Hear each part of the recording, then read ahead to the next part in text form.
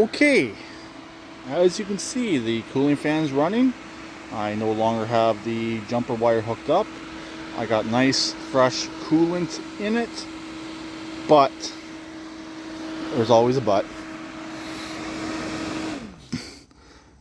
My brand new sensor broke, so I'm going to reconnect it so it will help cool the engine down. I already ordered a replacement on Amazon, so this one will get returned. I'll get the new one, but that lives at the bottom of the radiator, and I'm probably going to have to drain some coolant to actually replace that, unfortunately. I'll try and do it really fast so I don't lose much coolant, since I just bought coolant for it. I do still have almost half a jug. I was considering flushing it just to make sure there's no contaminants in there.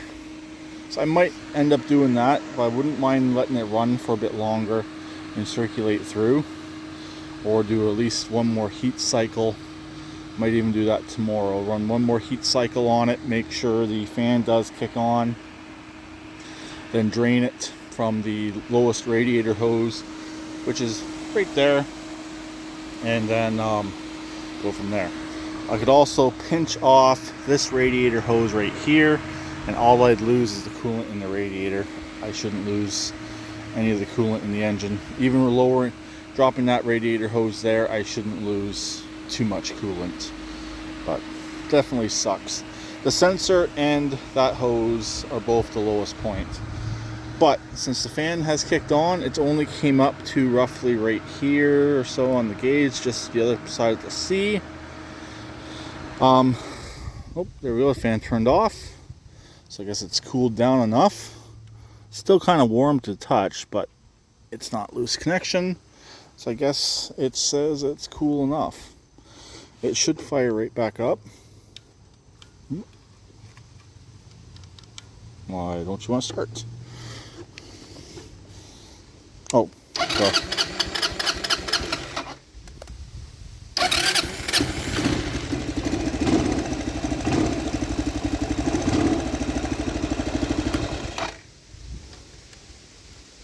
I forgot I clicked that switch off right there to shut it off, not the key.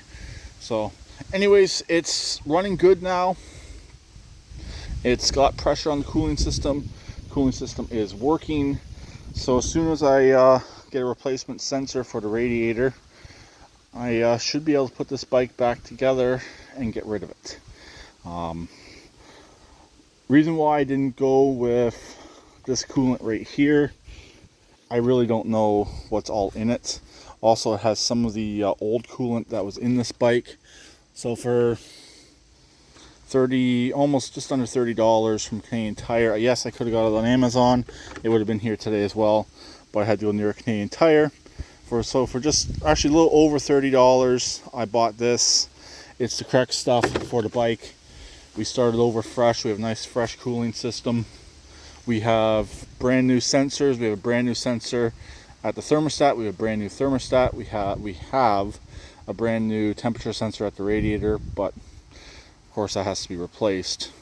So this bike is pretty much sorted out 100%. I do want to take it for a ride, so I'm probably gonna have to stick a plate on the back, take it for a ride up the street. Hopefully I don't get stopped.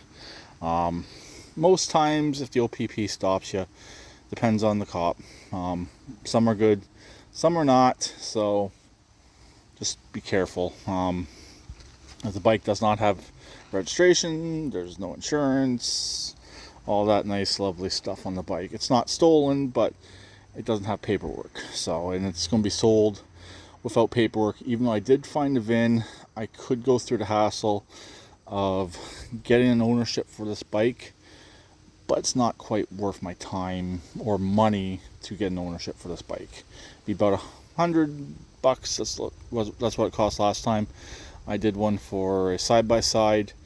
It's just not worth it. For whoever's going to buy this, they're probably going to use it off-road anyways, or it's going to be for a kid, since it's only a 240, 250, give or take a bit. It's a Chinese bike, so it's not worth it for me to go through the hassle to get an ownership. So anyways, that's pretty well it for now. Back tires are holding for now. Gotta give them a couple days, see if they go down. If they go down, we'll put more Fix-A-Flat in them. If they don't, we're good.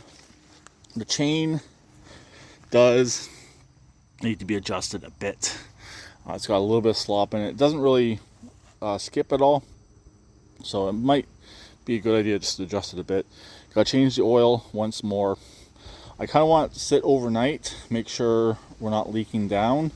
But last time I checked the oil with the other coolant, we weren't. So I believe it was just water in the coolant, or water in the oil. Yeah, she's not white, so we're good.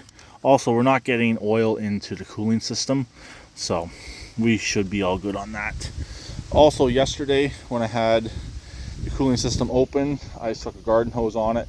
I flushed the cooling system out. Some rust did come out, but a lot of trash came out of the cooling system. There wasn't very much coolant in this either, so I did not want it to freeze either and blow apart. So that's another reason why I did fully change the coolant, start over nice and fresh with this bike, and go from there.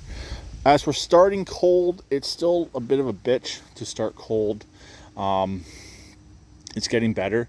Since the cooling system had to be rebled, it was probably why it was a little bit on the hard side, but it is getting better. I got to turn the idle up slightly just so it will idle a little bit higher, but on this bike it does not have neutral, so you got to idle it up and just be careful where you're setting it so it does not engage the clutch while it's just sitting there idling.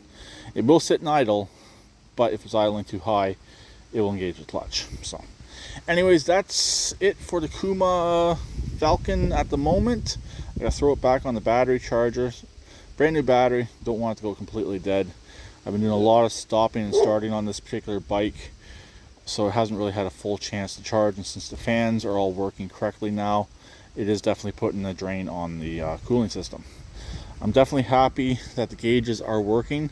So as you can see, that one's still dropping off, so it works, but I don't know if I should necessarily take it apart and try and adjust it. As you can see, the fuel gauge is pretty much at the same, so, and the fuel gauge does work as well, so I think I'd rather leave it and we'll just go from there. Let's click it on for a second, see if the cooling, yep, it came up a little bit. So the fuel gauge is slow, this one's a bit slow, but they do work. It doesn't seem to be overheating. I gotta get my temperature gun on it and see if it is, but as of right now, I don't believe it is. So now we're done. So I'll talk to them later.